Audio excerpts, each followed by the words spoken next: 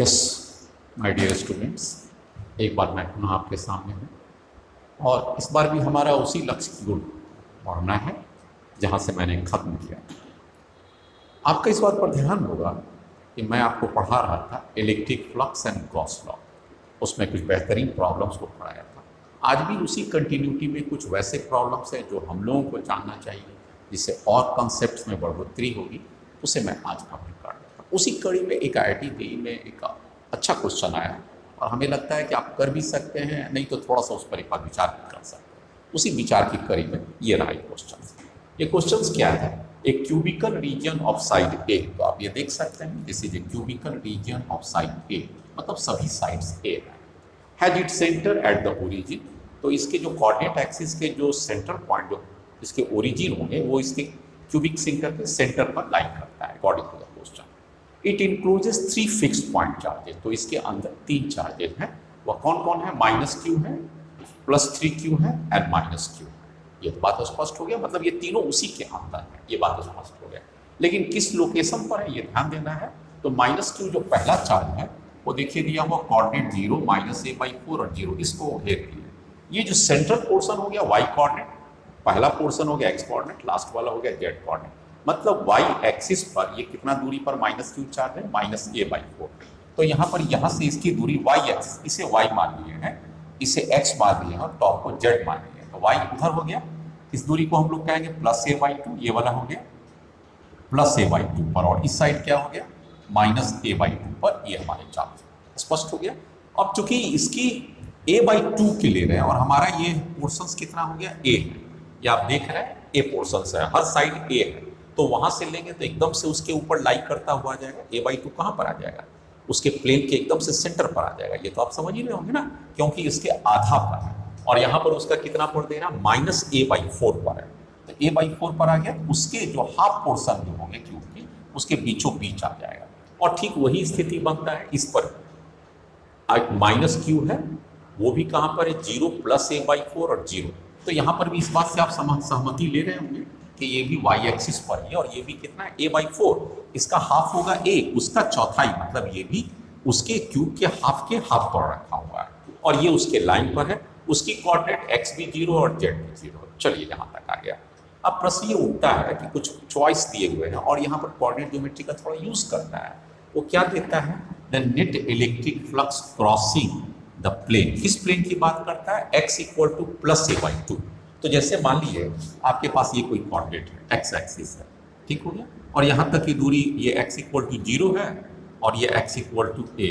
अब आपसे a कहता है x = a प्लेन लीजिए +a/2, तो आप कहाँ पर आ जाइएगा? ये प्लेन ले लीजिए, दिस इज प्लेन, और ये कितना दूरी पर हो जाएगा? x = a/2। तो प्लेन का कहने का मतलब हो गया एक्सिस के परपेंडिकुलर हो जाना चाहिए। तो ये वाला प्लेन कौन सा हो जाएगा? अगर हम लोग इसे y प्लेन का लेते हैं, y एक्सिस ये है, उसका प्लेन क्या हो गया? परपेंडिकुलर। जब भी कंफ्यूजन है प्लेन कैसे लेंगे लाइन पर, तो आप याद रखिएगा ये डायरेक्शन कौन सा जा रहा है? y एक्सिस है, तो y प्लेन कौन सा हो जाएगा? जस्ट उसके ऊपर परपेंडिकुलर। तो ये कौन सा हो गया आपके पास? y प्लेन हो गया, निश्चित रूप में y प्लेन हो गया। और इस साइड आ जाएंगे तो ये भी y प्लेन हो गया एट x = -a/2 पर, वो प्लेन हो गया x = +a/2। तो कहता है x = a/2, अभी y की बात नहीं कर रहा, कहता है x = a/2, मतलब इस ओर आ जाएंगे। एक प्लेन हो गया x = a/2 उस साइड और एक हो गया x/2 इस side. Is equal net electric flux crossing the plane will be same. ये तो होना ही होना है, क्यों कि ये charge -q +q and +3q symmetrically located है y एक्सिस में। तो x चाहे पॉजिटिव हो चाहे x निगेटिव हो, सेम डिस्टेंस पर सेम तरह की सिमेट्री मेंटेन करता हुआ, इसलिए हम लोग आराम से कह सकते हैं कि जितना चार्ज x = +a/2 से क्रॉस करेगा, उतना ही चार्ज x = -a/2 से भी क्रॉस करेगा। क्यों? क्योंकि y एक्सिस पर है और x समान दूरी पर उससे है। दोनों डिस्ट्रीब्यूशन ऑफ चार्ज सिमेट्री होने के कारण ये पहला चॉइस तो हमारा ये सही होता हुआ, आंसर सही हो गया। दूसरा कहता है the net electric flux crossing the y = a/2। y = a/2 मतलब ये प्लेन हो गया, आप स्पष्ट समझ गए। y प्लेन का मतलब क्या हो गया? परपेंडिकुलर टू दिस, तो ये प्लेन हो गया। कितना दूरी पर? y = a/2 पर कोई प्लेन अगर हम डाल दें तो y = a/2 पर प्लेन कौन सा हो गया? ये लास्ट वाला प्लेन। ये प्लेन का नाम क्या हो गया? y = +a/2 और ये वाला क्या हो गया? y = -a/2। तो जाहिर बात है चार्ज की सिमेट्री है, माइनस क्यू ये भी है, सॉरी यहाँ पर भी माइनस क्यू ही है, माइनस क्यू ये भी है, माइनस क्यू ये भी और प्लस 3 कूलम है। तो माइनस क्यू से ये साइड जितना दूरी पर है उतना ही माइनस क्यू से सिमेट्री के हिसाब से वो भी उतना ही दूरी पर है। एक माइनस क्यू यहाँ पर है नज़दीक में है, वो माइनस क्यू दूर में है। उस फेस के लिए ये चार्ज नज़दीक में है और वो चार्ज उससे दूर में है, लेकिन दोनों की डिस्टेंस सेम है, इसलिए net flux through the Y axis plus a/2 is more than, more तो हो नहीं सकता है, दोनों बराबर होगा, तो ये तो स्टेटमेंट रॉन्ग हो गया। उसके बाद कहता है the net electric flux crossing the entire region is Q by epsilon naught. तो नेट फ्लक्स इससे कितना पास करेगा, तो Q नेट इक्वल टू कितना होता है, जैसे हम लोग जानते हैं फ्लक्स नेट कितना पास करेगा, तो Q enclosure by epsilon not, net total, तो टोटल चार्ज कितना हो गया प्लस 3Q हो गया, उसमें से दोनों माइनस Q को डिलीट घटा दें, सब्ट्रैक्ट कर दीजिए, तो ये हो जाएगा plus Q by epsilon naught. तो इसके बाद आ गया 3Q minus Q by epsilon naught, that's obviously equal to Q by epsilon naught. तो this statement is again correct. उसके बाद देखिए कहता है लास्ट लाइन पर भी चेक कीजिए, the net electric flux crossing the plane z equal to plus a/2, तो z एक्सिस पर चलिए उसके परपेंडिकुलर प्लेन हो जाएगा, तो ये वाला प्लेन कहाँ पर लोकेट है, z equal to plus a/2, और ये प्लेन कहाँ पर लोकेट है, z equal to minus a/2। तो देखिए कितना बढ़िया सा डिस्ट्रीब्यूशन चार्ज है, जितना ऊपर चार्ज की है इस लाइन पर सारा चार्ज है, ठीक उतना ही नीचे पर है, तो जितना फ्लक्स ऊपर से जाएगा उतना नीचे से जाएगा, दैट इज अगेंस्ट सिमेट्री। तो इस कदर से हम कह सकते हैं कि ये चार्ज, लेकिन ये कतई नहीं हुआ कि ये जितना चार्ज जाएगा वो उतना इसमें भी जाएगा और वो उतना भी जाएगा, नहीं, आपस में कोरिलेशंस है, y का y से, z का z के और x का x से कोरिलेशन, इक्वलिटी बन जाएगा। ये नहीं कह सकते हैं कि all are getting the same amount of charge. मान लीजिए इसमें एक और ऑप्शन रहता है कि all faces passing the same amount of electric flux, तो ये गलत हो जाता है। क्यों? क्योंकि distribution of charge along this line symmetry maintain कर रहा है, अलोंग दिस लाइन थोड़ी सिमेट्री मेंटेन करता है। तो इसका मतलब ये हो गया कि हमें इस बात को ध्यान देना पड़ेगा कि सबसे बराबर बराबर नहीं जा रहा है, क्योंकि इस लाइन पर चार्ज का डिस्ट्रीब्यूशन कहाँ पर है सिमेट्री, हमारा माइनस क्यू देखिए ना y एक्सिस पर है, कहाँ हमारा x एक्सिस पर सेम तरह का चार्ज डिस्ट्रीब्यूशन है, कहाँ हमारा z एक्सिस पर सेम डिस्ट्रीब्यूशन है। तो आप ये बिल्कुल नहीं कह सकते हैं कि all the flux passing through all the faces are same, ये गलत हो जाएगा। लेकिन y सेम होगा, x सेम होगा और z सेम होगा। Next, yes there is a question before you students. क्या कहता है, square surface of side L, तो आप ऐसे करके देखिए, इस फॉर्मेट में देखिए, या आप इस फॉर्मेट में भी देख सकते हैं, जैसा आपकी इच्छा करें, स्क्वायर फॉर्मेट ऑफ, लेकिन ये हॉरिजॉन्टल प्लेन पर लाई करता है, इससे ज़्यादा अच्छा होगा समझने के लिए, इस पर कम ध्यान दीजिए, इस पर ऐसे समझने के लिए दोनों। उसके बाद कहता है electric field makes an angle theta, आप ऐसे ले लीजिए, कहता है this is the directions of electric field. ऐसा बहुत सारे लाइंस आप ले सकते हैं, बहुत सारे लाइंस ले सकते हैं, these are the electric fields, और सभी के सभी हॉरिजॉन्टल से कितना एंगल बना रहे हैं, they all make an angle theta according to the question is placed in a uniform electric field a meter in the plane of the paper is placed a uniform electric field। तो uniform electric field कैसे जा रहा है, this field is parallel to the plane, parallel to plane, स्पष्ट बात है। okay, at an angle of theta from the horizontal side, at an angle of theta from the horizontal side they all have the electric field। लेकिन ये सारे electric field क्या है, बस इस बात पर एकदम फोकस किए रहिएगा कि this electric field is parallel to the plane. Okay, now what is the electric flux link to the surface unit in volt per metre is, मतलब फ्लक्स आपको निकालने का था, what is the flux, this is the question. Flux निकालना है तो आपके पास क्या हो जाएगा, electric field lies on the plane, and what about the area vector, area vector is always perpendicular to the plane, so this is the area vector, area vector. अब area vector और electric field are perpendicular to each other, चाहे वो जिस भी angle पर, उससे क्या मतलब है, they are parallel to the plane, तो फ्लक्स इक्वल टू बच्चे लोग क्या होता है, ई ए कॉस थीटा। आप देख सकते हैं ई का वैल्यू कितना है, ई डॉट ए होता है, आप इसे और भी बेटर लिखिए, E dot A, E dot A का मतलब E A cos theta, where what is theta, theta is angle between E and A। अब E और A के बीच में ये थीटा नहीं है, ये तो वो थीटा आ जाएगा जिसको हम लोग अल्फा कह सकते हैं, और यहाँ अल्फा इक्वल टू कितना है, 90 डिग्री।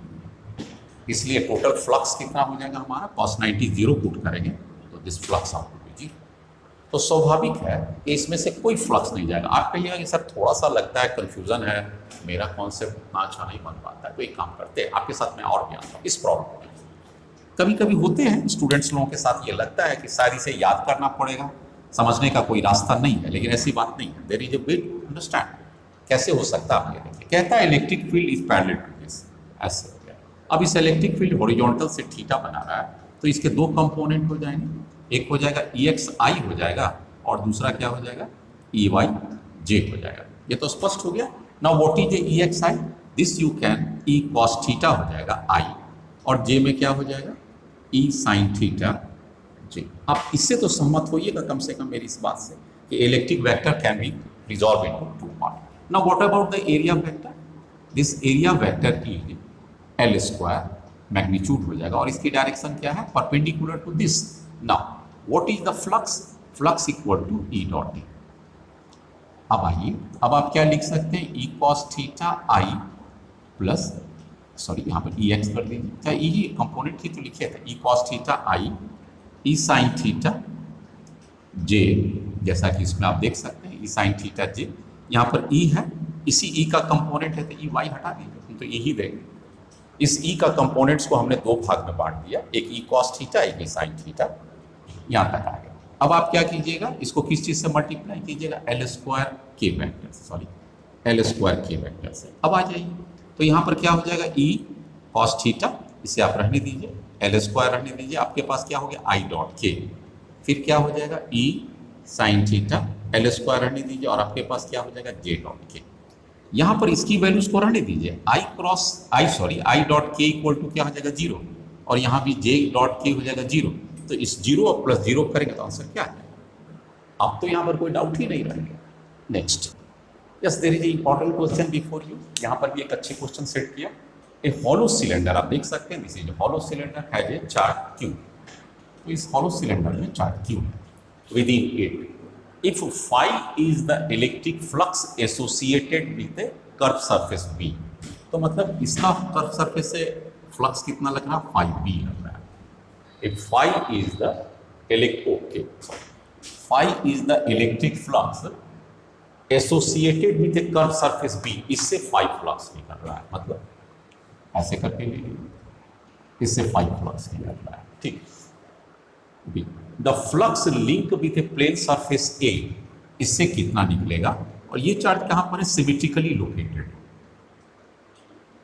Symmetrically located. हालांकि ये वर्ड सवाल से मिस है, लेकिन यहाँ पर इसको देना चाहिए था कि ये चार्ज जो है बीच में लोकेटेड है, नहीं तो फिर दिक्कत हो जाएगा, कितना A से पास करेगा और कितना C से पास करेगा, थोड़ा सा कंफ्यूजन हो सकता है।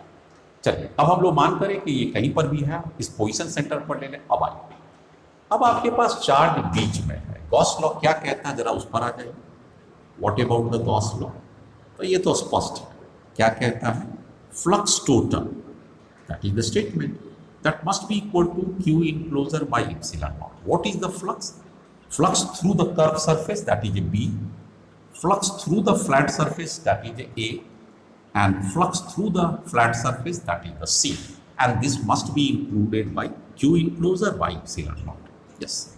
Now according to the question, flux through B is the phi, flux through A required, and due to symmetry, अब देख सकते हैं कि ये चार्ज है और जितना चार्ज इधर से फ्लो करेगा उतना ही हमारा फ्लक्स करेगा, क्योंकि इसे हम लोग बीच में रखते हैं, ये बात को ध्यान दीजिए। तो फ्लक्स को भी हम लोग मान सकते हैं, this is similar to A and this is Q epsilon naught. So what about the flux through A, this must be equal to Q by epsilon naught minus phi।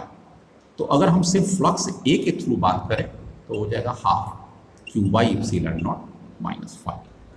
तो यहाँ से ही सिंपल हो गया और आंसर भी हमारा आता हो फर्स्ट चॉइस एकदम correct answer. Next, yes there is a very important questions and इसमें कहीं ना कहीं कॉन्सेप्ट्स का बहुत अच्छा तालमेल चाहिए आपको, क्योंकि इस फिगर्स को देखिएगा तो ज्योमेट्रिकली थोड़ा सा ट्विस्टेड, कैसा ट्विस्टेड है, ये रहा क्वेश्चन आपके साथ। कहता है find the flux through the flux of the electric field, okay, through each of the 5 faces. तो ये आपके पास एक देख सकते हैं पिरामिड शेप का है, ये कैसा शेप हो गया, ये इस तरह से ट्राइंगल है और इसमें 5 फेस हो गया, वाई फेस आप देख सकते हैं, 1 यहाँ पर है, टॉप वहाँ पर है, एक साइड 3, एक बॉटम, एक पीछे की ओर बैक पर आता हुआ।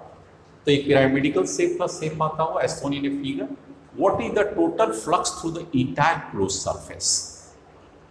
ठीक है, find the flux through electric field through each of the 5 surface. पहले तो ईच निकालिए और उसके बाद इंटायर भी निकालिए, और जरा सा इसका कॉन्सेप्ट भी चेक कर लेते हैं। तो सबसे पहले क्या लेना है, उसमें से आपको चेक करना है find the flux through ADEF। तो ये वाला हो गया ADEF, कौन सा हो गया? ADEF यहाँ पर आ गया, ये तो जेड एक्सिस है, ये जेड एक्सिस हो गया। ADEF का मतलब ये फ्लक्स है। चलिए, electric field is directed along the, देख सकते हैं इलेक्ट्रिक फील्ड किस तरफ डायरेक्टेड है? Along the x positive axis, मतलब टुवर्ड्स द हॉरिजॉन्टल, बेस के पैरेलल। आप इस फेस पे आ जाइए। What is the flux? हमने क्या किया? Flux through ADEF। आप क्या करेंगे? Flux equal to E dot, इससे ज्यादा कुछ करना कहाँ है? E डॉट E आपके पास E नॉट है, and this is the uniform A का। तो इसका एरिया निकालना पड़ेगा, इस रेक्टेंगुलर शेप का होगा, लेकिन इसका विड्थ दिया हुआ है, ये डेप्थ नहीं दिया हुआ, मतलब हाइट नहीं दिया हुआ है। इन स्टील ये वाला लेंथ ए दिया हुआ, मतलब ये लेंथ ए दिया हुआ है, और ये थीटा दिया हुआ है। तो ये वाला कितना हाइट हो जाएगा हमारे पास बच्चों? ये हाइट, ये ए है और ये थीटा है, ट्रायंगल प्रॉपर्टी से ये परपेंडिकुलर आता है। तो this is obviously A sine theta. तो ए एफ हमारे पास हो जाएगा, और बी, तो आंसर्स में क्या आ जाएगा? A sine theta into B, ये आ गया। लेकिन what about the dot product E और ए? ई है एक्स एक्सिस पॉजिटिव और एरिया है एक्स एक्सिस निगेटिव, तो दोनों के बीच में कितना एंगल आ गया? cos 180 डिग्री, है ना। जो ट्रायंगुलर प्रिज्म जो आपके सामने रखा गया, उस प्रिज्म पर कैसा जा रहा है? इसके परपेंडिकुलर आ रहा है। और दूसरा प्रिज्म के एरिया वेक्टर क्या हो जाएगा? आउटवर्ड हो जाएगा। तो ये एरिया वेक्टर इसका इस साइड चला गया, एरिया वेक्टर प्रिज्म के इस बेस के लिए। तो और ये दोनों आपस में 180 डिग्री, और cos 180 डिग्री माइनस में आ जाएगा। तो E naught AB and sine theta. So this is the flux, and accordingly आपको ये प्रूव भी करना था। मैंने चारों ऑप्शन नहीं दिया, डायरेक्ट आपको आंसर ही लिख दिया है। आंसर मिला लीजिए, E naught AB sine theta is correct. Next है what is the flux through ABCDA। ABCDA, इस पर चलिए आपको लेना है। कैसे आप लीजिएगा? चलिए मैं इससे बात करता हूँ। तो यहाँ पर डील करते हैं हम लोग। What is flux through ABCDA। वो जो टॉप पर जो रेक्टेंगुलर शेप बन रहा है, उसकी एरिया तो B हो जाएगा, और एरिया के लिए तो कोई दिक्कत नहीं है। Electric field is going along the x direction, और इसका डायरेक्शन क्या हो जाएगा? आप ऐसे आ जाएंगे, यस। ये प्लेन आपका ऐसे करके जा रहा है, ऐसे ऐसे। इसका मतलब इसको हम लोग परपेंडिकुलर इसके ऊपर ड्रॉ करेंगे तो ये हो जाएगा, और यही इसका एरिया वेक्टर, दिस इज। और ये डायरेक्शन आपका थीटा है। आप हॉरिजॉन्टल पे चले जाइए, ये इलेक्ट्रिक फील्ड है। तो this is the included angle between them. अब ये एंगल कितना होगा? ये थीटा है बच्चे लोग, तो ये कितना हो जाएगा? थीटा, इसलिए ये कितना हो जाएगा? 90 माइनस थीटा। कैसे भाई? इस इंक्लाइन पर हमने एरिया वेक्टर को परपेंडिकुलर देंगे, that is the logic of area vector. अब ये इंक्लाइन है हॉरिजॉन्टल से थीटा, तो ये थीटा हो गया, और ये उसके पैरेलल है, बेस के पैरेलल हो, तो रिमेनिंग एंगल 90 माइनस थीटा। अब आ जाइए फ्लक्स। फ्लक्स की कैलकुलेशंस हम लोग ले रहे हैं, किससे ले रहे हैं? ABCD, that is E dot A flux हो गया। E हमारे पास E नॉट है, लेंगे ही E नॉट। एरिया B और AB है, that is the area. And what is the angle? दोनों के बीच का कितना एंगल है? cos 90 minus theta. This is cos 90 minus theta. cos 90 minus theta कितना हो जाएगा बच्चे लोग? Sine theta. तो E naught AB sine theta. देख सकते हैं हमारे पास चॉइस भी दिया हुआ, this is the choice, E naught AB sine theta. अब बात करते हैं बच्चे लोग इस फ्रंट का। देखिए, तो ये ट्रायंगुलर है, इस फ्रंट का, इसका आपके तरफ आ रहा है, और इलेक्ट्रिक फील्ड एक्स एक्सिस के तरफ। दोनों के बीच में एंगल कितना हो जाएगा? प्रिज्म को आप ऐसे करके रखिए, प्रिज्म ऐसे हो गया, ये फेस प्रिज्म का हो गया, ठीक है, आपके तरफ हो गया। और इस पर एरिया वेक्टर देंगे तो आपकी तरफ चला गया, और इलेक्ट्रिक फील्ड ठीक कैसे जा रहा है? तो इस प्रिज्म पर एंगल कितना हो जाएगा? दोनों के बीच का एरिया निकालने की जरूरत ही नहीं पड़ेगा। एंगल बिटवीन इलेक्ट्रिक फील्ड, तो ये 0 हो जाएगा। ठीक उस साइड से क्या पड़ेगा? उस साइड से भी ले ले, थर्ड फैक्टर, वो भी 0 पड़ जाएगा। अगर हम बेस ले ले, तो प्रिज्म का बेस किधर एरिया वेक्टर जाएगा? आउटवर्ड, नीचे की, और इलेक्ट्रिक फील्ड उसको छूता हुआ पैरेलल निकल गया। तो ये दोनों क्या हो जाएगा? Again perpendicular. तो 3 फेसेस के लिए परपेंडिकुलर है, सो 3 फेसेस का इलेक्ट्रिक फ्लक्स क्या हो जाएगा? 0। तो दिस इज, यहाँ पर हमने लिखा है flux FLUX flux all other perpendicular surface E and A are perpendicular, hence flux is 0. तो टोटल फ्लक्स कितना हो गया? 3 फेज का तो वैसे ही 0 हो गया, 2 फेज का आप निकाले हैं, तो आप जरा सा फ्लक्स टोटल निकाल लीजिए तो कितना हो जाएगा?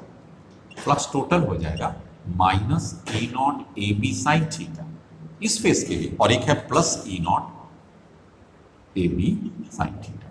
अगर आप दोनों को कंसीडर कीजिएगा तो ये तो फ्लक्स, नेट फ्लक्स 0 हो गया, इसीलिए what is the net flux inside it? This is the 0। बेहतरीन क्वेश्चन था, लेकिन इस क्वेश्चन को जरा दूसरे पैरामीटर से भी एनालाइज कीजिए, वो भी इंटरेस्टिंग फैक्ट्स देगा। क्या देगा? कि भाई देखिए ये पैरेलल है, यूनिफॉर्म इलेक्ट्रिक फील्ड है, पहली बात यूनिफॉर्म इलेक्ट्रिक फील्ड है, और दूसरी बात यूनिफॉर्म इलेक्ट्रिक फील्ड किसी भी क्लोज सरफेस से पास कर जाए, यूनिफॉर्म इलेक्ट्रिक फील्ड किसी भी क्लोज सरफेस से पास कर जाए और उसके अंदर में कोई चार्ज ना हो, जैसा कि ये फिगर में दिया हुआ है, तो what is the total electric flux या net electric flux? This must be 0। अगर किसी यूनिफॉर्म इलेक्ट्रिक फील्ड किसी भी क्लोज सरफेस से पास कर जाए तो निश्चित रूप में there must not be any charge inside the surface, यहाँ पर कोई चार्ज भी नहीं है, और अगर चार्ज नहीं है तो टोटल फ्लक्स भी कितना हो जाएगा? 0। तो ये बात से भी हम लोग कह सकते थे डायरेक्टली कि भैया यहाँ से इलेक्ट्रिक फील्ड पास कर रहा है और ये क्लोज सरफेस है, ये कैसा हो गया? तो ये प्रिज्म टाइप का क्लोज सरफेस है और इसमें कोई चार्ज नहीं है, इसलिए नेट फ्लक्स तो 0 होगा। तो उसके लिए निकालने की भी जरूरत नहीं था, और अगर निकालते हैं तो भी 0 आ जाता है। नेक्स्ट क्वेश्चन, ये भी एक छोटा सा क्वेश्चन है, उसमें डेप्थ नहीं है इसमें, लेकिन थोड़ा सा करने में क्या हर्ज है, कुछ न्यापन टाइप का लग रहा है geometrically. Now this is answer. क्या आंसर में इसका लेना है? ए यूनिफॉर्म इलेक्ट्रिक फील्ड। कैसा इलेक्ट्रिक फील्ड है? सी। दिस इज द यूनिफॉर्म है। क्यों यूनिफॉर्म कहता है? क्योंकि ना तो ये पोजीशन पर डिपेंडेंट है, ना तो कोई टाइम पर है। ए और बी क्या है? कॉन्स्टेंट्स। यहाँ पर क्या है? A and B are positive constants. नहीं दिया हुआ, लेकिन इसका मतलब तो यही होता है ना, कोएफिशिएंट से तो कॉन्स्टेंट्स होगा। चलिए, कहता है इंटरसेक्ट से सरफेस जिसकी एरिया है ए, कोई सरफेस एरिया ए है उसको इंटरसेक्ट करता है। What is the flux through this area? ठीक है, अब एरिया कहां पर है? In YZ plane. Let us consider this to be the, ऐसे कंसीडर हम लोग, ऐसे इसे y मान लीजिए, इसे z मान लीजिए। Let us consider this to be the YZ plane. तो इसका एरिया वेक्टर किधर हो जाएगा? अगर ये वाईजेड प्लेन है तो इसकी एरिया किधर हो जाएगा? अगर हम लोग वेक्टर के साथ लेंगे तो एरिया की जगह पर ए दिया हुआ है और वाईजेड के परपेंडिकुलर सेट कर लीजिए, तो ऑब्वियसली हम लोग क्या ले लेंगे? y से z लेंगे तो टुवर्ड्स x हो जाएगा, i पॉजिटिव ले लेंगे, यहाँ पर आ गया। अब चलिए फ्लक्स निकालिए तो कितना हो जाएगा? इस सरफेस से, इसको कौन सा हम लोग माने हैं? इस सरफेस को z मान लिया और इधर वाले को y मान लिया, तो वाईजेड प्लेन का ये i जो हो गया एरिया वेक्टर का डायरेक्शन हो गया। आइए इसको पुट करते हैं। फ्लक्स इक्वल टू क्या हो जाएगा? E dot A. ई की values A I plus B J, यहाँ तो कोई डाउट ही नहीं है। ए आपके पास आ गया area vector and that is I. इसको मल्टीप्लाई करेंगे तो क्या आ जाएगा? A into A I dot I 1 plus I और जे को करेंगे तो 0। तो this is the flux, this is the answer, this is the flux through YZ plane. Next कहता है एक्स जेड प्लेन। अब मान लीजिए इसको एक्स मान लीजिए, ऐसे करके लीजिए, ये वाई जेड ले लिया, एक्स हमारा किधर चला जाएगा? मान लीजिए इसी को मान लीजिए, इसको एक्स मान लीजिए and let us suppose this is Z. तो इसका एरिया किधर चला जाएगा? आप ऊपर चले जाएगा, और जो छूट गया बाकी एरिया वेक्टर उधर हो जाएगा। एक्स से जेड को कर्ल कीजिए तो दिस इज ए, और ये डायरेक्शन किधर चला जाएगा? एक्स का आई हो गया, ये जेड हो गया, उस दोनों पर परपेंडिकुलर, तो ऑब्वियसली हो जाएगा ये के है और ये आई है, तो जे बच गया, जे हो गया। अब इसके लिए फ्लक्स लेंगे तो क्या हो जाएगा? यहाँ पर फ्लक्स ले लीजिए। चलिए फ्लक्स किसके लिए? एक्स जेड के लिए। इलेक्ट्रिक फील्ड तो रहेगा ही, electric field A I and of course B J. यहाँ तक इसमें कोई चेंज मत कीजिए, डॉट का प्रोडक्ट कीजिए, एरिया वेक्टर में ए जे लगा दीजिए, ए जे, इसमें कोई डाउट नहीं है। यहाँ पर आइएगा तो ये दोनों 0 हो जाएगा और इसमें क्या बचेगा? B A, that is your answer. Next आ जाइए इन एक्स वाई प्लेन। चलिए इसको मान लीजिए, एक्स वाई मान लीजिए, इसको एक्स ले लीजिए और इसको वाई ले लीजिए, अपनी तरफ से सेट कर लीजिए। इसको एक्स वाई लीजिएगा तो एरिया वेक्टर क्या हो जाएगा? ऊपर तरफ चला जाएगा, इसलिए एरिया के साथ क्या जुड़ जाएगा? के जुड़ जाएगा। अब यहाँ पर क्या पूछ रहा है? फ्लक्स। किसके फ्लक्स पूछ रहा है? एक्स वाई के लिए। इलेक्ट्रिक फील्ड है A I plus B J according to the question, हर समय ऑल टाइम है, डॉट। एरिया वेक्टर क्या लीजिएगा? ए और के लीजिएगा। तो यहाँ पर आई के 0 हो जाएगा और जे के भी 0 हो जाएगा, इसलिए flux through this equal to 0। बहुत आसान सा क्वेश्चन है। ऐसे अगर आप इसको कहते हैं कि थोड़ा सा सर फिगर और बढ़िया से समझ लेते तो आप ऐसे कर लेते, इसमें भी कोई दिक्कत नहीं। हम उसको जो अलग अलग करके किए आप ऐसे ही समझ लेते हैं। देखिए इसकी बात आई भैया, इसको मान लीजिए आप x मान लीजिए, इसको y मान लीजिए, and let us consider this to be z। तो आपके पास कौन कौन से फेस आ जाएंगे? इस फेस का क्या नाम पड़ जाएगा? आप देख सकते हैं इस फेस का एक y है और दूसरा ये वाला, ये कौन सा z हो जाएगा? तो this is the y z plane. इस प्लेन का क्या हो जाएगा? एक x है और एक z है, तो ये कौन सा हो जाएगा? xz plane. अब बाकी बच गया, ये xz है तो टॉप भी xz, ये yz है तो इस साइड y भी z है, और एक पीछे का पोर्शन बच गया, कौन हो गया? y और z, तो ये वाला पीछे वाला पोर्शन, ये कौन सा प्लेन पड़ गया? y z प्लेन हो जाएगा। अब इलेक्ट्रिक फील्ड किधर से जा रहा है? अलोंग द i और j से जा रहा है, इससे भी जा रहा है इलेक्ट्रिक फील्ड, तो ये i हो गया, और किससे जा रहा है? j से जा रहा है, j का डायरेक्शन ये हो गया। इतनी बात समझना है। तो इसका मतलब हो गया, इससे इलेक्ट्रिक फील्ड, अगर ये फेस पूछेगा तो इससे तो फ्लक्स होगा ही, इससे पूछेगा तो ये होगा ही, बाकी के से पूछेगा तो कहाँ से आएगा? क्योंकि इलेक्ट्रिक फील्ड तो इसी दोनों से जा रहा है, के का तो कोई कंपोनेंट है ही। इसी के लिए इस फेस से किसका 0 हो गया? एक्स वाई का 0 हो गया। तो यहाँ भी हमारा कौन सा 0 हो जाएगा? इस फेस से, इसका इस साइड और इसका इस साइड, इस दोनों फेस से हमारा 0 हो जाएगा। Next question. So there is a very important question. अब इसकी इंपॉर्टेंस इसलिए बढ़ जाती है कि जब इंक्लाइंड सरफेस होता है तो फ्लक्स निकालने में कठिनाई आ सकता है। क्यों आ जाता है? क्योंकि एरिया वेक्टर का डायरेक्शन लेने में लोग परेशान होने लगता है। उसी परेशानी को अगर हम बेहतर ढंग से समझ लें ज्योमेट्रिकली, तो हम किसी भी प्रॉब्लम पर वैसे एक्सपेक्ट कर लेंगे। उसी के लिए हमने एक जानबूझकर ऐसे प्रॉब्लम्स को लिया। आप देख सकते हैं this is A type of shape. यहाँ पर क्या है? ये हॉरिजॉन्टल है, ये फेस भी हॉरिजॉन्टल है, ये टेपर्ड है, ये देख सकते हैं ये टेपर्ड है। कितना एंगल पर टेपर्ड है? यहाँ से 30 डिग्री पर, और उस साइड भी टेपर्ड है 30 डिग्री पर। ये पोर्शन हॉरिजॉन्टल है और बेस हॉरिजॉन्टल है। एक बात हो गया। दूसरी बात कहता है कि there is a uniform electric non uniform electric field. कैसा है? इस फेस से E2 एंट्री कर रहा है और इस फेस से E1 करता है, और E1 और E2 की वैल्यूज को अगर आप देखिए तो यहाँ पर स्पष्ट आता है कि E1 कम है और E2 ज़्यादा है। तो जैसे ही इलेक्ट्रिक फील्ड कम बेसी होने लगता है तो चार्ज इंक्लूड हो जाएगा उसके अंदर, क्योंकि नेट फ्लक्स आने वाला, और नेट फ्लक्स जैसे ही आ जाएगा तो नेट फ्लक्स आने का मतलब है चार्ज इंक्लूडेड, गॉस लॉ के मुताबिक कंफर्म हो जाएगा। चलो, अब आपके सामने क्या देगा कि भैया इस आपसे इलेक्ट्रिक फ्लक्स किससे आ रहा है? इसका इलेक्ट्रिक फ्लक्स क्या हो जाएगा? ऊपर चला जाएगा, परपेंडिकुलर खेल खत्म हो जाएगा। इसका इलेक्ट्रिक फ्लक्स क्या हो जाएगा? खत्म हो जाएगा।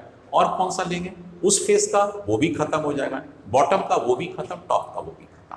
तो there are in general 6 faces are there, out of which electric flux is entering from 2, entering from 1 and exiting from other. तो एक से आ रहा है, दूसरा से जा रहा है। तो how many faces are involve in tackling the electric flux? So there are 2 different faces, and all other faces are perpendicular to the area vector.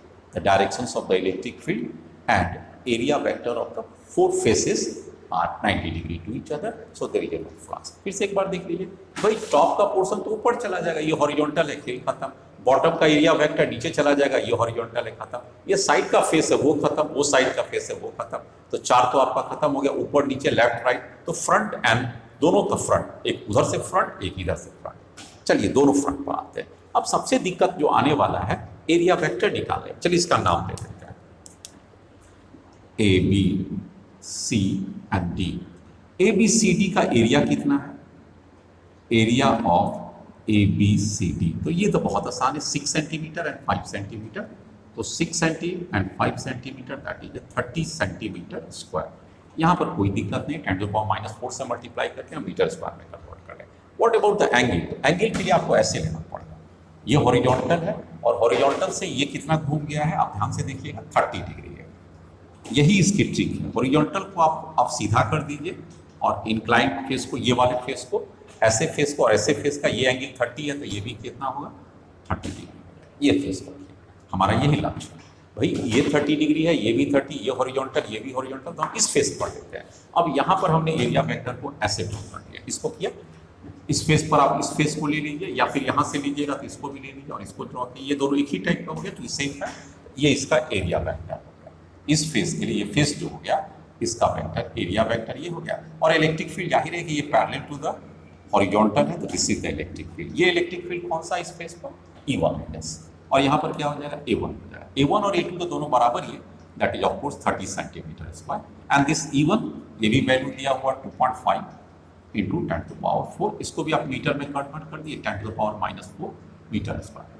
खेल खत्म, चूंकि हमें बाद में कन्वर्सन नहीं करना। And what about this angle, ये कि कितना हो जाएगा, कहाँ भारी है, अरे भैया ये 30 है तो ये कितना हो जाएगा, ये दोनों सेम एंगल है, क्योंकि ये दोनों पैरेलल साइड है और ये इसे कट कर रहा है, तो दिस इज 30, ये 90 है, इसलिए ये कितना हो गया 60। अब आपका खेल खत्म हो गया। यहाँ पर फ्लक्स निकाल, what is the flux through first phase, इसका नाम दे दिया फर्स्ट फेज और उसका नाम दे दिया लास्ट वाले का सेकंड फेज। तो फ्लक्स फेज से जिसे एग्जिट कर रहा है, एग्जिट, तो यहाँ पर क्या हो जाएगा, एरिया वेक्टर और इसका लिखिए E1 A and cos theta, इसको थीटा मान लीजिए, यहाँ पर θ1 cos θ1। E1 कितना है, ये तो आपका दिया ही हुआ 2.5 into 10⁴, area 30 into 10⁻⁻⁴ and cos 60 degree. cos 60 degree का हाफ वैल्यू हो जाएगा, ये दोनों को तो आप यहीं पर कैंसिल कर दीजिए, और cos 30 का हाफ को 30 से कीजिएगा तो 15 हो जाएगा, 15 इंटू 2.5, इतना यूनिट हो गया, ऐसा यूनिट है। फ्लक्स के लिए क्या होता है, Newton per coulomb, and of course metre square में हमने कन्वर्ट कर दिया। तो this is the phi exit, या फाई एग्जिट को 1 भी कह लीजिए, एग्जिट निकल गया।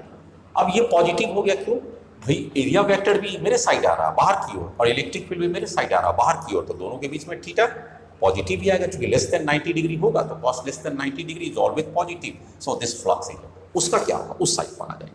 चलिए हमारा नेक्स्ट फेस है भाई, हम अब तो उस फेस की E2 की बात करते हैं, तो उसका कैसा फेस है ये देखिए, यहाँ पर ऐसे करते हैं आप, इस फेस को ऐसे कर दीजिए। अब अंदर तो मटेरियल है, तो उसके लिए आउटवर्ड कौन हो जाएगा, अंदर देखिएगा 2 पर, आप इस 2 पर आइए, इधर थोड़ी आपको एरिया वेक्टर जाएगा, एरिया वेक्टर किधर होता है, आउटवर्ड, एरिया वेक्टर किधर होता है, बाहर की तरफ, तो बाहर की तरफ चले जाइए।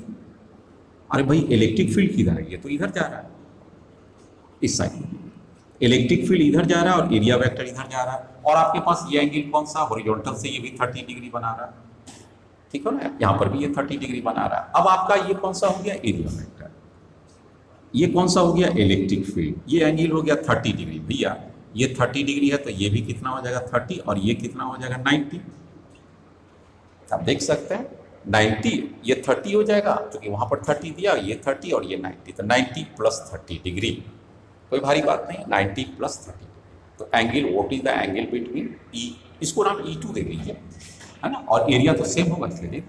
चलिए यहाँ पर फ्लक्स की जरा सा कैलकुलेट कर लीजिए, what is flux, what is a flux to E2, तो आप यहाँ पर क्या कीजिएगा भैया, E2 A2 cos 90 प्लस 30, आप इसे 120 न लिखते हुए 90 प्लस 30, और cos 120 भी लिख देंगे तो कितना हो जाएगा, कर दीजिए 120, तो इसे क्या कर सकते हैं, E2 A2 cos 120 की वैल्यू मालूम है ना, 60 का प्लस हाफ होता है, 120 का माइनस हाफ होता है, तो this is A minus half E2 की वैल्यू जहां आपको दिया हुआ है 7.0 इंटू 10⁴, ठीक है। एरिया वेक्टर सेम, कितना सेम, 30 इंटू 10⁻⁻⁴, इस दोनों को कैंसिल कर दीजिए, कितना हो गया 10⁴ हो गया, ये 30 से 15 हो गया, तो एरिया वेक्टर आपका फ्लक्स यहाँ पर भी आ गया। व्हाट इज द फ्लक्स, φ2, इसे भी नोट कर लीजिए, नेगेटिव 7 इंटू 15, तो 15 इंटू 7.0 दैट इज फ्लक्स, और यहाँ पर क्या है 15 इंटू 2.5, इस दोनों को घटा दीजिए तो कितना फ्लक्स, मतलब दोनों को ऐड कर दीजिए, टोटल फ्लक्स कितना हो जाएगा, फ्लक्स नेट। कौन सा निगेटिव है, बड़ा वाला निगेटिव है, वो कितना वैल्यू है 15 इंटू 7.5, 15 इंटू 7.5 105 होगा, और ये कितना हो जाएगा 15 माइनस, ये निगेटिव था, ये बात को ध्यान दीजिए, और ये कितना हो गया 15 इंटू 2.5, यहाँ तक आ गया।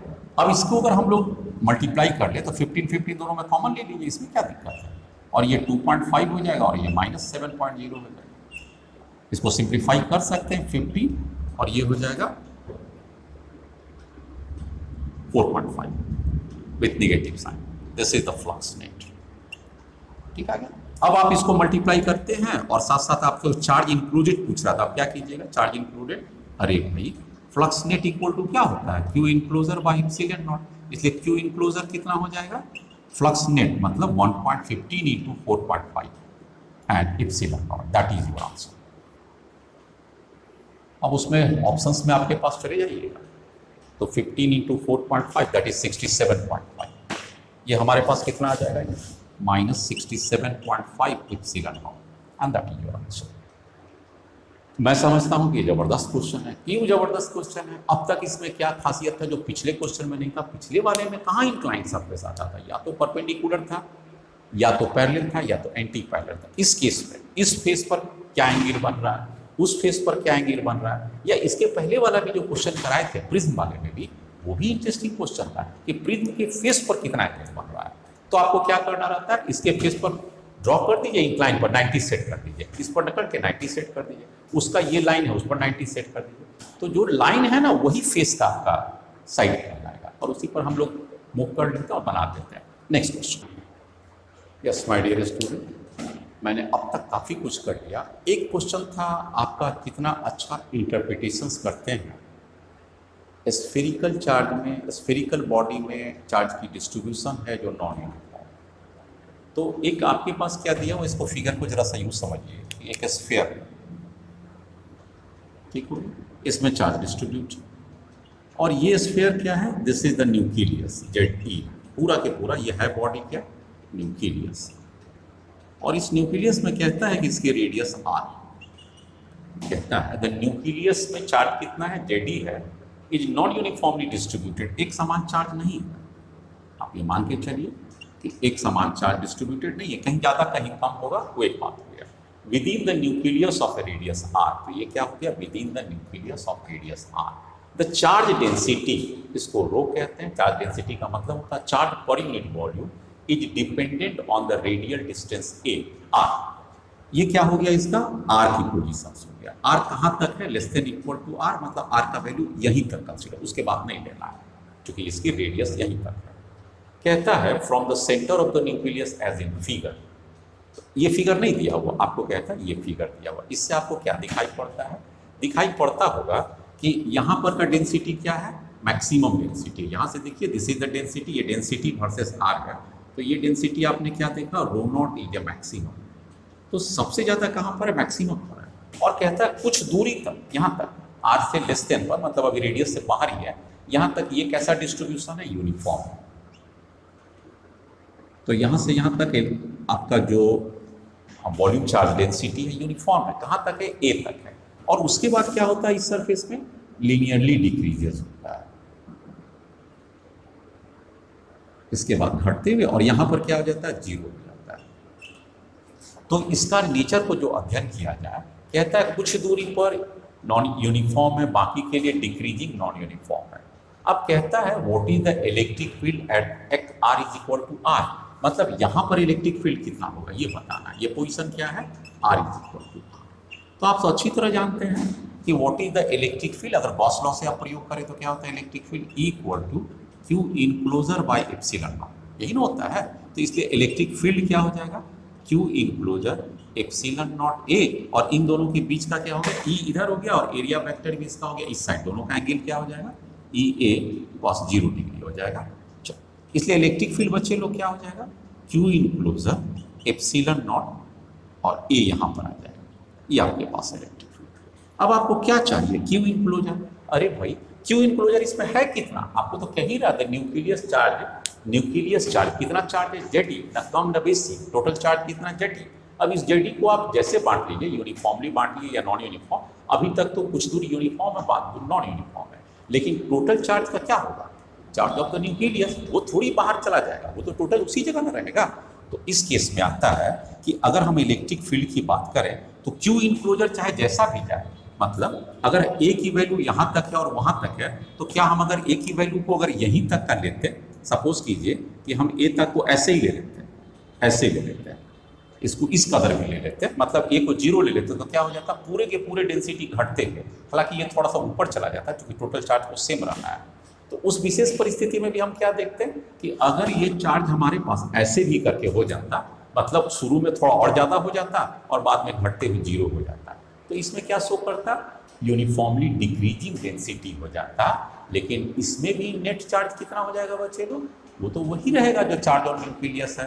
तो यहाँ कहने का मतलब हो गया कि Q enclosure is all time same what ever the distribution of charge. अभी इसमें क्या है कि सबसे ज्यादा चार्ज सेंटर पर है और आगे जैसे जैसे बढ़ते जाते घटते जाता है। हो सकता था कुछ चार्ज का डिस्ट्रीब्यूशन ऐसे भी ले लेता, जैसे मान लीजिए रो ले लेता, आर ले लेता और ये ऐसे दे देता आर इक्वल टू आर। तो इसमें क्या हो जाता है, डेंसिटी कांस्टेंट हो जाता है, पूरे के पूरे शुरू से लेके अंत तक यूनिफॉर्मली डिस्ट्रीब्यूटेड। ऐसा भी डिस्ट्रीब्यूशन दे सकता था, कैसा, ये भाई शुरू में नहीं है और बाद में ही सारा है, यहाँ पर आके ही आर इक्वल टू आर में डेंसिटी मैक्सिमम हो जाता है।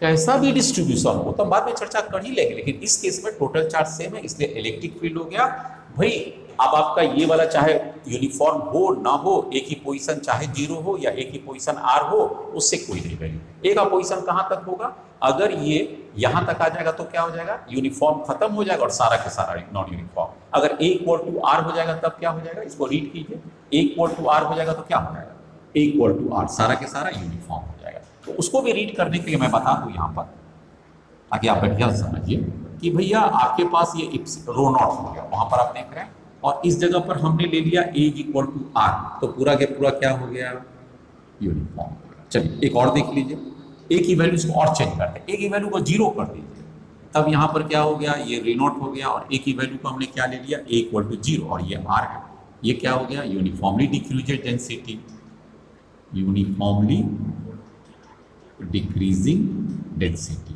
इसको क्या कहेंगे, यूनिफॉर्मली कांस्टेंट डेंसिटी। तो इसमें तो आपका आंसर समझ में ही आ गया होगा कि इंडिपेंडेंट ऑफ ए, चाहे ए जैसा भी हो जाए, उसके चाहे यूनिफॉर्म बना दे या नॉन यूनिफॉर्म बना दे, उससे नहीं डिपेंड करेगा। अब अगला क्वेश्चन करते हैं, कॉन्सेप्ट तो समझ में आ गया। अगले क्वेश्चन के लिए, अगले क्वेश्चन के लिए हम इसे मिटा देते हैं यहाँ पर, क्योंकि ये हमें नहीं दिया हुआ, मेरे कॉन्सेप्ट के हिसाब से ही चलना है। अब अगले कॉन्सेप्ट, इसको भी मैं ये सब पोर्शन को थोड़ा मिटाना पसंद है। यस स्टूडेंट्स, मेरा ध्यान रखिएगा। अब इसका सेकंड पार्ट के लिए मैंने इस बात को फिर से यहाँ पर लिख दिया, कहता है सब कुछ वही है, एवरीथिंग इज वही। क्वेश्चन का सेकंड क्वेश्चन कहता है, ये second part of the question है, कहता है this time a equal to 0। तो जैसा मैंने आपको बताया कि a इक्वल टू 0 हो जाएगा तो ये पॉइंट यहाँ आ जाएगा, तो बाकी सारा क्या हो जाएगा, नॉन यूनिफॉर्मली डिस्ट्रीब्यूटेड। तो इस लाइन को यहाँ से देखिए, हाँ वो ऊपर थोड़ा डेंसिटी और बढ़ जाएगा, तो उसी को एडजस्ट करना है। तो this is the rho naught, वो रो नॉट और ये रो नॉट में ये थोड़ा सा और ऊपर की ओर खींच लेगा, लेकिन होगा तो डेंसिटी ही ना, मैक्सिमम डेंसिटी। यही पूछ रहा व्हाट इज दिस मैक्सिमम। और ये क्या कहता है, a इक्वल टू 0, तो ये डिस्ट्रीब्यूशन क्या हो जाएगा, यहाँ r इक्वल टू r हो जाएगा और यहाँ पर a इक्वल टू 0। तो ये कैसा डिक्रीज हो गया, क्या डेंसिटी बढ़ रहा है, घट रहा है, यूनिफॉर्म है या partly uniform partly non uniform है, भैया ये यूनिफॉर्मली डिक्रीजिंग।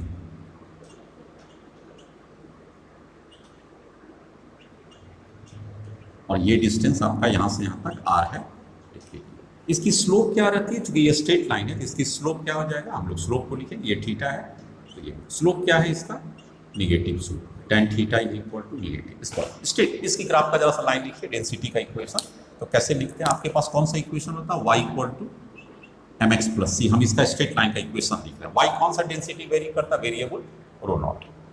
यहाँ पर हमारा कौन सा वेरी करेगा, रो, एंड इसे हम लोग रो ले लेते हैं, मैक्सिमम y के जगह पर m की वैल्यूज को क्या लेंगे हम लोग, और फोर्स स्लोप लेंगे। स्लोप कितना हो जाएगा, ये का मतलब tan थीटा, tan थीटा का मतलब रो नॉट बाई r।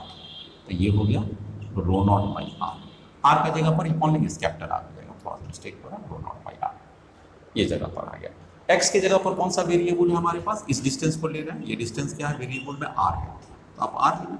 ये डेंसिटी में कौन सा वेरिएबल है, रो नॉट है, तो इसकी डेंसिटी में रो नॉट r हो गया।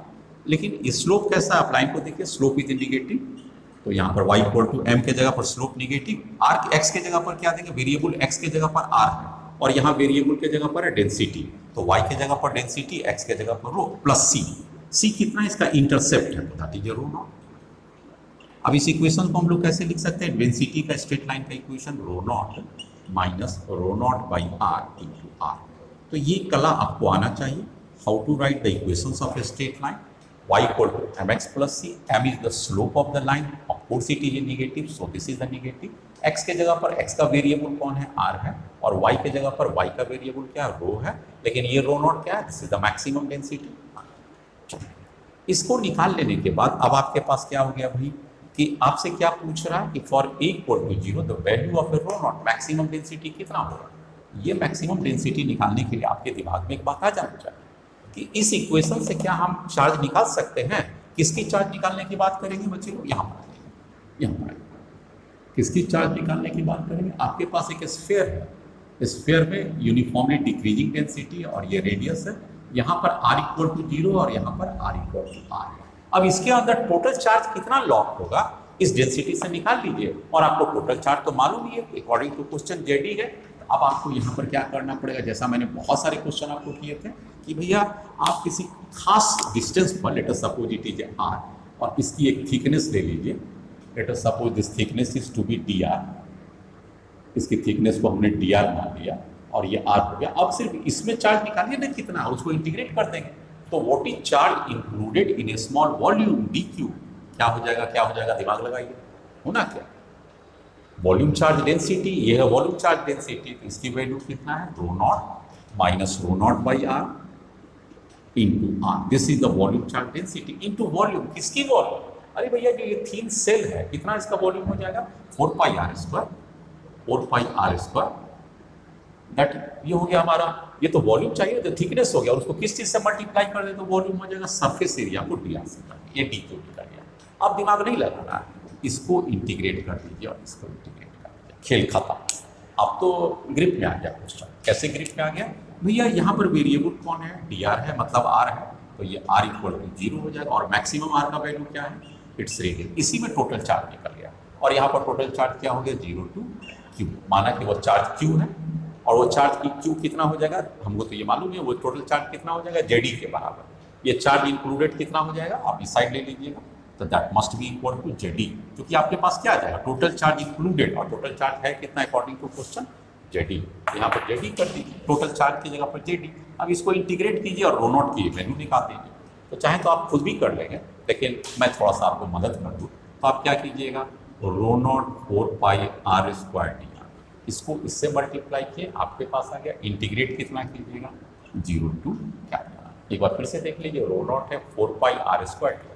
अब इसमें आ जाइए तो आप क्या कीजिएगा, एक और बार कीजिएगा 0 टू आर, इसमें क्या कीजिएगा, rho naught by R, that is a variable, R से आर एक और भी है, आर क्यूब हो जाएगा, 4 पाई भी होगा, तो 4 पाई को यहाँ पर लीजिए, 4 पाई हो गया, 4 पाई और डी आर, तो डी आर भी कर दीजिए, तो एक आर है, एक आर है, आर क्यूब हो जाएगा, इंटीग्रेशन में यही काम आएगा, डी आर रहेगा, 4 पाई एप्सिलॉन रो नॉट और आर को बाहर आ जाएगा। चलिए इसको जरा सा सॉल्व कीजिए, तो क्या आ गया, रो नॉट, बहुत अच्छा, 4 pi square, 4 pi square, 4 pi are square, pi square नहीं था, 4 पाई है, और एक मिनट, 4 पाई आर स्क्वायर है सर, यहाँ पर थोड़ा सा हमारा मिस्टेक हो गया, यहाँ r square equal d r है, तो 4 पाई ले लिया, अब बच क्या गया हमारे पास, देखिए हमें आर स्क्वायर डी आर हो गया, और ये 0 टू आर, फिर से एक बार देखिए, 4 पाई को बाहर कर लिए, रो नॉट को बाहर कर लिए, आर स्क्वायर डी आर, कहीं मिस्टेक नहीं, इसमें रो नॉट आर, ये भी 4 पाई को कर लीजिए, इंटीग्रेशन में क्या करेंगे, आर क्यू डी आर करेंगे, और 0 टू आर जाएगा। अब इसको इंटीग्रेट करना है, इस बात को ध्यान में रखते हुए, तो 4 पाई रो नॉट यहाँ तक तो आ गया, आर का करेंगे तो कितना हो जाएगा बच्चे लोग, ये तो आप भी समझ ही रहे होंगे, क्यू बाई 3 हो जाएगा, और इसकी लिमिट पुट कर देंगे तो आर क्यू बाई 3 हो जाएगा, इसमें कुछ करना नहीं, इसलिए मैंने ज़्यादा ध्यान नहीं दिया।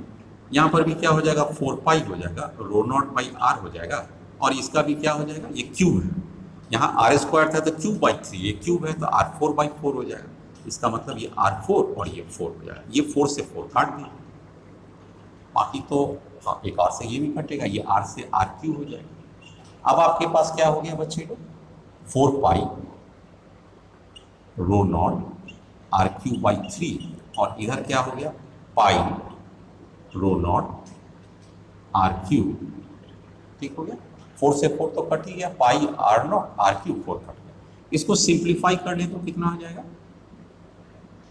4, ये 4 बाई 3 है, और ये पाई रो, चलिए इसको जब सिंप्लीफाई करें तो ये 3 उस साइड चला जाएगा, और ये घट जाएगा, तो ये हो जाएगा पाई rho naught R Q by 3 हो जाएगा, मेरे ख्याल से तो इतना ही आ रहा है, क्योंकि ये 3 हो जाएगा, 4 पाई से 3 pi, rho naught R Q, rho naught is correct हो गया, और बच्चे लोग ये कितना हो गया, जेडी हो गया, ऑफ कोर्स ये पॉजिटिव हो गया, इसलिए आपसे क्या पूछ रहा था, रो नॉट, यहाँ पर हमारा पाई 4 पाई, ये रो नॉट है, थोड़ा सा यहाँ पर हम लोग इस बात को ध्यान देंगे, 4 पाई से घटेगा तो पाई हो जाएगा, तो रो नॉट हो जाएगा आर क्यू बाई 3, ये वैल्यू आपका रहा है, तो आपसे पूछा क्या गया था, रो नॉट, अब आपके पास रो नॉट क्या हो जाएगा 3z pi by epsilon not, ये वैल्यूज आ रहा है 3z पाई, यहाँ पर आर क्यू है नॉट एप्सिलॉन नॉट, ये आर क्यू है 3z पाई आर क्यू, थोड़ा सा मिस्टेक हमारा हो गया, पाई आर क्यू। फिर से एक बार चेक कर लीजिए what is rho naught 3z pi r q, 3z pi r q, इसमें तरह से देखिए 3z पाई। क्या था क्वेश्चन में? कोई भारी तो था नहीं, मैं तो पहले ही समझ लिया था कि इजी क्वेश्चन है, यहाँ के बाद से इजी है, लेकिन यहाँ तक लाने के लिए तो आपको ब्रेन लगाना पड़ा था। अच्छी क्वेश्चन था, आईटी से क्वेश्चन आया हुआ था और ये पैसेज में था, एक साथ 3 क्वेश्चन था, 12 मार्क्स के लिए था। समझ सकते हैं जिस साल आया होगा, लड़का ने पकड़ा गॉस लॉ का एप्लीकेशन तो तीनों मिस किया, तीनों। नेक्स्ट पार्ट, इसी का नेक्स्ट पार्ट वो भी देखें। मेरे पास एक और क्वेश्चन आता हुआ इसी उसी पार्ट का, इसी पैसेज का, इसी ग्राफ पर एक क्वेश्चन ये दिया हुआ, लास्ट पार्ट है उसी का, पैसेज का क्वेश्चन था, 3 क्वेश्चन था, थर्ड एंड लास्ट। कहता है the electric field within the nucleus is generally observe to be linearly dependent on r. Linearly dependent r पर होता है, मतलब इसका मतलब क्या हो गया इस पूरे स्टेटमेंट का कि the electric field is directly proportional to r, this is called linearly dependent on r. कब होगा? This implies when a is equal to 0। A 0 होने का क्या मतलब है? ये ऐसे हो गया, चलिए समझिए, ए इक्वल टू 0 का मतलब ये रो नॉट हो जाएगा और ये ऐसे हो गया, यार ए इक्वल टू 0 मतलब क्या हो गया? ये जो यूनिफॉर्म पार्ट है वो बिल्कुल नहीं है, ए 0 का हो जाने का मतलब इनफॉर्म खत्म, सारा के सारा क्या हो गया? Linearly decreases. तो ये कौन सा हो गया? Linearly decrease. तो ये आपका कॉन्सेप्ट क्लियर हो गया कि ए इक्वल टू 0 का मतलब क्या हो गया? Linearly decrease. यहाँ पर r equal to capital r. दूसरा कहता है a equal to r by 2। अरे भाई तो ये तो वही फिगर है ना, इसी को मान लीजिए ए इक्वल टू आर बाई 2। तो आधा हो गया कुछ दूरी पर, मतलब आधा दूरी पर यूनिफॉर्मली, ये कौन सा हो गया? डेंसिटी यूनिफॉर्मली है और बाकी आधा डिस्ट्रिक्ट पर लीनियरली डिक्रीज, वो क्वेश्चन हो गया। तीसरा कहता है ए इक्वल टू आर, इसका क्या मतलब हो गया? अरे भाई इसका मतलब तो सबसे बढ़िया मतलब है, क्या मतलब हो गया? बढ़िया मतलब क्या हो गया कि ये तो यूनिफॉर्म हो गया पूरा। क्यों? क्योंकि यहाँ पर ए इक्वल टू आर दे रहा है, मतलब ये वाला जो लाइन होगा और एक्सटेंड कर दिया, ये पूरा की पूरा हो गया, ए यहाँ से यहाँ तक की दूरी को लेता है। अगर ए इक्वल टू आर मतलब पूरा की कवर कर दिया, जितना देर न्यूक्लियस की साइज है उस सबको यूनिफॉर्म कर दिया, तो ये फिगर आ गया। और क्या बच रहा है? A equal to 2r by 3, तो ये भी उसी तरह का होगा, कुछ दूरी यूनिफॉर्म और बाकी दूरी नॉन यूनिफॉर्म, 2/3 यूनिफॉर्म हो जाएगा और 1/3 नॉन यूनिफॉर्म हो जाएगा। अब प्रश्न ये उठता है कि किस केस में, इस किस केस में is directly proportional to r. तो आप अगर 11th पढ़े होंगे ग्रेविटेशंस में, मास के कारण इलेक्ट्रिक फील्ड, या अभी जो चैप्टर पढ़ रहे हैं किसी न्यूक्लियस के कारण, तो आपको याद है मैंने डेरिवेशन कराया था और आपको डेरिवेशन का मेमोरी कराना है यहाँ पर कि अगर ये आर है बाहर तक और यहाँ पर कोई पॉइंट ले ले और यहाँ पर इलेक्ट्रिक फील्ड निकाले with in the WITH with in A sphere, और अगर डेंसिटी कांस्टेंट है तो मैंने इलेक्ट्रिक फील्ड क्या लिखा था? याद होगा? नहीं याद है तो आप देखिए मैंने इलेक्ट्रिक फील्ड क्या लिखा था। मैंने लिखा था 1/4 epsilon Q R by r q. अगर आपको याद है तो इस बात को अच्छी तरह से देखिए, 1/4 एप्सिलॉन कांस्टेंट है, Q कांस्टेंट है, आर क्यू कांस्टेंट है, इसका मतलब इलेक्ट्रिक फील्ड हो गया। लेकिन ये किस केस के लिए था? Uniform electric field, uniform density, not electric field, uniform density, तभी हो सकता था। इसका मतलब क्या हो गया कि ये यूनिफॉर्म कब होगा? ये केस के लिए। तो एक केस का मतलब एक हो। अगर ये नहीं याद होगा आपको तो क्या ये याद था? मैंने आपको उसी के लिए बोला था कि विद इन द न्यूक्लियस लेना रहेगा तो क्या लेते हैं आप? याद कीजिए, क्या आपको याद आ रहा है? मैंने बताया था volume charge density into R unit, R की position vector divided by 3 epsilon naught. अगर ये याद है तब तो और भी आपका मेमोरी अच्छा मान सकते हैं। ये किसके लिए था? किसी भी स्फीयर पर अगर यूनिफॉर्मली डिस्ट्रीब्यूटेड चार्ज है तो E is directly proportional to vector. यहाँ आर देने का मतलब हो गया वेक्टर आर हो गया, तो जाहिर सी बात है लीनियर डिस्टेंस आर हो जाएगा, डायरेक्शन तो रेडियली हो गया।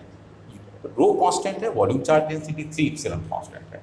तो ये दोनों ही फॉर्मूला किसके लिए वैलिड है? यूनिफॉर्म के लिए। तो यूनिफॉर्म के लिए ये फिगर चाहिए, ये फिगर के लिए ए इक्वल टू आर चाहिए। इसका मतलब क्या है? A equal to are. देखिए इस सवाल को मैं चाहता तो 2-3 मिनट में ही बता देता, तो 2-3 मिनट में बताता तो हम ही समझते, आप नहीं समझते। आपको समझाने के लिए कभी कभी वीडियो को बड़ा करना पड़ जाता है और आपका समय थोड़ा ज़्यादा लगता है।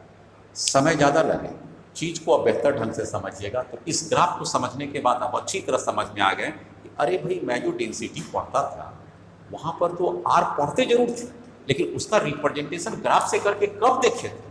ये तो अच्छा हुआ, धन्य हुआ वो IIT वालों ने सेट कर दिया और हम लोग को इसकी आइडिया लग गया कि डेंसिटी वेरिएशन को ग्राफिकली भी रीड करके, ग्राफिकल से इक्वेशन में रीड करके हम इस तक पहुंच सकते थे। हमने वो कौन सा डेंसिटी लिखा था, रो इक्वल टू आपने देखा था rho naught minus R by R rho naught. इसका मतलब हो गया ये रो नॉट कॉमन ले लेते हैं आर बाई आर। इस डेंसिटी तक पहुंचने के लिए, हालांकि इस पर मैंने एक न्यूमेरिकल आपको पहले भी सॉल्व किया था, लेकिन इसको सॉल्व करने के लिए हमने आपको डायरेक्ट फॉर्मूला दे दिया था। यहाँ क्या किया, नहीं किया। आपसे क्या उम्मीद किया कि क्या आपको प्लॉटिंग करने आता है linearly decreasing uniform straight line equation, और आपको आता था तो डेंसिटी और पोजीशन आर का आपने ड्रॉ कर लिया, आंसर है। चलिए ठीक है। इस तरह से गॉस लॉ का मैं मानता हूँ कि electric flux, electric field, total flux, किसी भी तरह की क्वेश्चन आएगा आप बेफर्क कीजिएगा, निश्चित रूप से। अब हम नेक्स्ट वीडियो में जाएंगे, गॉस लॉ के उस पार्ट की तरफ चलेंगे जहाँ की मैंने आपको चर्चा किया था कि डिस्ट्रीब्यूशन ऑफ चार्जेज होगा। आप देखिएगा difference of distribution of charges, spherical charge पर किसी एक पर दिया हुआ उसको कई कंसेंट्रिक सेल या कंसेंट्रिक स्फीयर से हमने घेर रखा है, तो कैसे चार्ज का डिस्ट्रीब्यूशन होगा। एक प्लेट पर चार्ज दिया और कई तीन सरफेस, तीन अलग अलग प्लेट है या दो प्लेट है, कैसे उन पर चार्ज इंड्यूस्ड हो जाता है, किस फेज पर कितना चार्ज होगा, इन सब का इस पर चर्चा करेंगे। और लास्ट एक अर्थिंग प्रॉब्लम भी रहेगा, वो भी इस पर करेंगे कि जब हम अर्थिंग किसी स्फेरिकल सरफेस को कर देते हैं या प्लेट को कर देते हैं तो उस पर अब डिस्ट्रीब्यूशन ऑफ चार्ज क्या होगी। अर्थिंग एडवांस IIT के लिए बहुत इंपॉर्टेंट है, बाकी मेडिकल्स वगैरह के लिए वो लेवल इंपॉर्टेंट है। चलते हैं नेक्स्ट वीडियो पे, तब तक में क्या है आप वीडियो देखिए। लेकिन हाँ, अब चूंकि काफ़ी दिन हो गया आपसे और हमारे रूबरू होते हैं, तो आप लोगों से ये जरूर कहूँगा कि इस वीडियो का आप उस छोर तक प्रचार कीजिए ताकि आपका अगर कुछ फीस देने की बात है तो वो समझ लीजिएगा, मेरा वीडियो आप दूसरे तक पहुंचा के किसी और का उपकार कर दिए, हमें हमारा फीस मिल गया। कहते हैं ना गुरु दक्षिणा देना जरूरी रहता है। आपकी गुरु दक्षिणा मैं क्या लूँगा आपसे, आप और भी वैसे लोगों तक इस वीडियो को पहुंचा दीजिए जो उससे लाभान्वित हो सके। बच्चे लाभान्वित होंगे, मैं स्वतः खुश हो जाऊँगा। Thank you very much for watching.